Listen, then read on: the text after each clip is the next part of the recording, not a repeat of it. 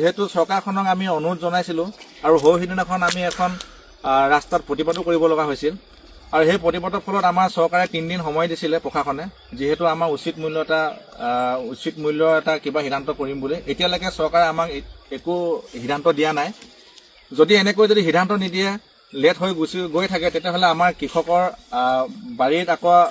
আলুবিলাক দিনক দিনে বেয়া হ'বলৈ ধৰিছে আৰু বেয়া হৈ যাব যিহেতু আকৌ আমাৰ আহিবলগীয়া মকই খেতিটোৰ কাৰণে লেট হৈ গৈ আছে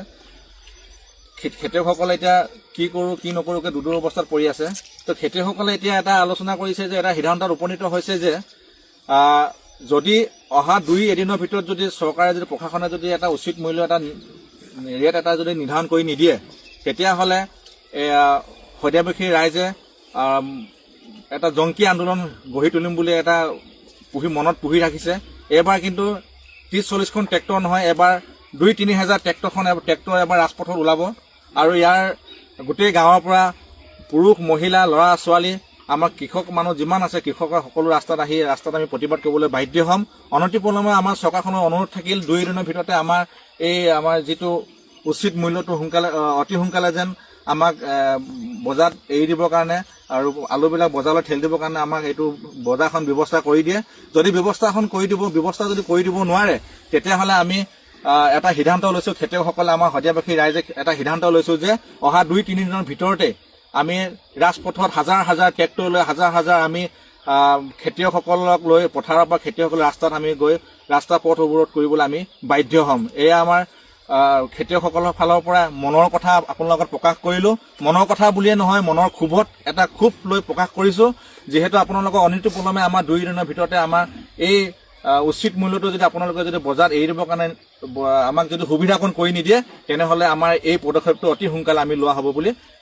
আমাৰ খেতিয়কসকলৰ ফালৰ পৰা আমি এটা বাৰ্তা প্ৰেৰণ কৰিলোঁ যোৱা 5 তাৰিখে যি এটা অনাকাংক্ষিত ঘটনা হৈ গ'ল আমাৰ শদিয়াত ৰাজপথত আমি যি ওলাই যাবলগীয়া এটা অৱস্থা হ'ল বস্তাই আমি শদিয়াৰ ৰাজপথ ব্লক কৰি আলু দলিয়াই দিবলগীয়া অৱস্থা হ'ল সেই ঘটনাৰ পাছতো এতিয়া আৰু 3 দিন পাৰ হৈ গ'ল আজি 8 তাৰিখ পোৱাৰ পাছতো কিন্তু প্ৰশাসনৰ ফালৰ পৰা আজিলৈকে কোনো ধৰণৰ এটা গুৰুত্ব আমি বিচাৰি নাপালোঁ তেখেতসকলে আমাক এটা ৰিজাল্ট দিম বুলি কৈ আজিও ঠগি আছে গতিকে এনেকুৱা ধৰণৰ যদি হৈ থাকে নহয় তেতিয়াহ'লে আমাৰ খেতি পথাৰত যি নেকি আলু এতিয়া নখন্দাকৈ পৰি আছে সেইবিলাক ইতিমধ্যে পচিবলৈ আৰম্ভ কৰিছে ইতিমধ্যে বেয়া হ'বলৈ আৰম্ভ কৰিছে গতিকে এনেকুৱা ধৰণৰ পৰিস্থিতি যদি এনেকুৱা ধৰণৰ ৰং যদি চাই থাকে আমাক তেতিয়াহ'লে অনাগত দিনত যোৱা 5 তাৰিখে যি ধৰণৰ আন্দোলন হৈছিল তাতকৈ অধিক কঠোৰভাৱে আৰু অধিক ভয়ানকভাৱে এতিয়া 1-2খন বা 30-40খন তেনেকুৱা নহয় শত বা হাজাৰ ট্ৰেক্টৰ লৈ আমি খেতিয়কৰ গোটেই পৰিয়ালে ল'ৰা ছোৱালীৰ সৈতে আমি ওলাই যাবলৈ বাধ্য হ'ম এই বাৰ্তা আমি দিবলৈ বিচাৰিছোঁ প্ৰশাসনক এই বাৰ্তা আমি দেখুৱাবলৈ খুজিছোঁ অসমৰ জনতাক